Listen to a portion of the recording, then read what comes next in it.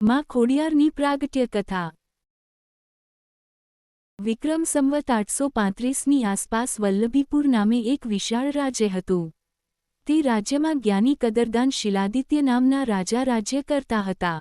તે રાજ્યનું પ્રધાનપદ બાજુના નેસ હાલનું રોહિશાળા તા બોટાદમાં રહેતા ભારદ્વાજ વંશના માદા શાખાના ચારણ કવિ રાહાભાઈ ગઢવી શોભાવતા હતા।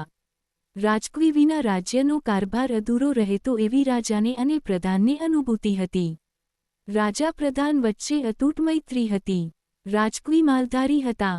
આસપાસના 25 ગામોમાં એમની સુવાસ પ્રસરેલી।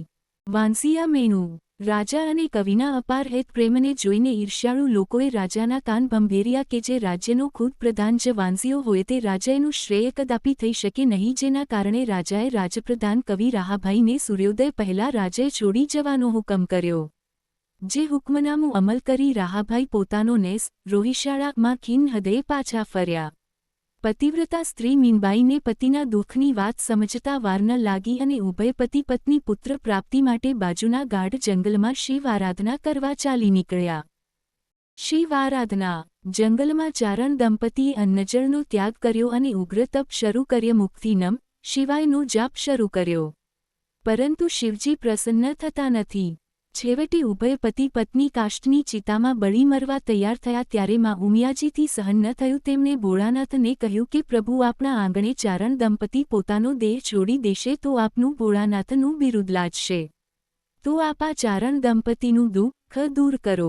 ભોળાનાથે સમાધિ લગાવી જોયું તો તેમને ત્યાં 7 જન્મ સુધી સંતાન સુખ ન હતું, પરંતુ ગમે તેમ કરી આ ચારણ બેલડીને સંતાન સુખ આપવાની હઠ લઈને માં ઉમિયા બેઠા। આખરે ભોળા શંભુએ તેમના પરમ ભક્ત પાતાળપતિ શેષનાગને આજ્ઞા કરી કે તમારી 7 નાગકન્યાઓ આ ચારણના ધરે શકિત રૂપે અવતરે, એમ કહી શિવજીએ ચારણ દંપતી સમક્ષ પ્રગટ થઈ। રાહાભાઈ ગઢવીને માંબિયા ચારણ તરીકે સંબોધી વરદાન આપી શિવજી અંતર ધ્યાન થયા। જોગમાયાનું પ્રાગટ્ય ચૈત્ર સુદી નવમીને શુભ છે। શુક્રવાર શુભદડી મંગળ મુહૂર્તમાં જન્મ્યા માં આવડ ખોડિયારમાં। વરદાન મળ્યા પછી માંબીઓ ચારણ અને મીનબાઈ નેસમાં રોહિશાળા આવી પ્રભુ ભક્તિનું જીવન વિતાવવા લાગ્યા।